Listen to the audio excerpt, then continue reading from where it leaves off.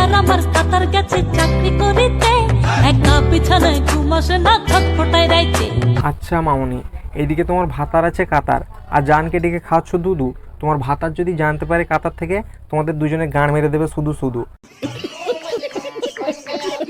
নমস্কার বন্ধুগণ, কবিগুরু বাবুদা বলছিলাম। কি বস, ভালো তো? তো বন্ধুরা, আজ কথা হবে চুল মামনিকে নিয়ে। হ্যাঁ, চুল মামনি নাম দিয়েছি কারণ মামনির একটু চুল বেশি বড় বড়। তো চলো বন্ধুরা, বেশি না বকে মামনির কিছু চুল পাকামো দেখে নেওয়া যাক। জান, শুধু কি ভাত কাপড়ের দায়িত্ব নিলেই হবে? রাতে তো খাট কাঁপানোর দায়িত্বটাও নিতে হবে কি, তাই তো? হ্যাঁ, শুধু ভাত কাপড়ের দায়িত্ব নিলেই তো আর হবে না, খাট কাঁপানোর দায়িত্বটাও তো একটু নিতে হবে, না ছাড়া তো মামনির আবার ভালো লাগবে না।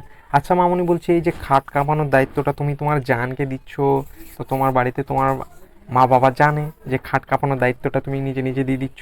বাল যত সব আবাল চোদা কোথাকার। ভাতার আমার কাতার গেছে চাকরি করিতে, একা বিছানায় ঘুম আসে না, থাক ফোটায় রাইতে। আচ্ছা, তোমার ভাতার যদি কাতার না যায়, তাহলে ওই যে খাট কাঁপানোর দায়িত্বটা একটু আগে দিলে তোমার জানকে, তাহলে তোমার জান এসে খাট কাঁপাবে কি করে মামনি? সেই জন্য তো তোমার ভাতার কাতার গিয়েছে, আবার এখন বলছো ভাতার আমার কাতার গিয়েছে। ছটপটায় রাতে মানে যত সব বাল চুল পাকামো। জান খাইবা?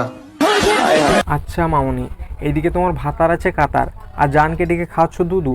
তোমার ভাতার যদি জানতে পারে কাতার থেকে, তোমাদের দুজনে গাঁড় মেরে দেবে শুধু শুধু, আর তখন তোমার জান হয়ে যাবে চুদু।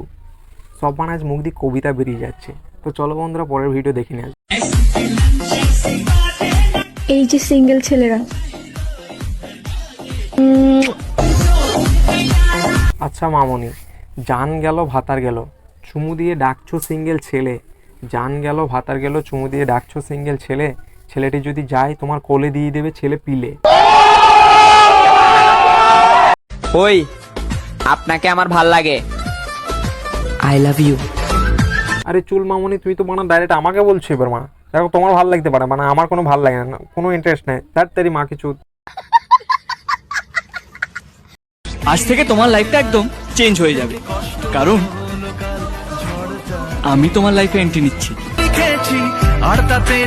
আরে মামনি, আস্তে আস্তে আস্তে, তুমি তোমার মনে হচ্ছে জোর করে এন্ট্রি নেবে আমার লাইফে। আমি তো বললাম আমার কোনো ইন্টারেস্ট নেই তোমার প্রতি, তুমি মানে অন্য জায়গায় এন্ট্রি মারো। আর হ্যাঁ, অন্য জায়গায় এন্ট্রি মারার আগে চুল ঠিক করাটা শেখো না। এখন এই ছেলেটা আমার মুখ থুবড়ি পড়ে যেত তোমার এই চুল ঠিক করতে গিয়ে।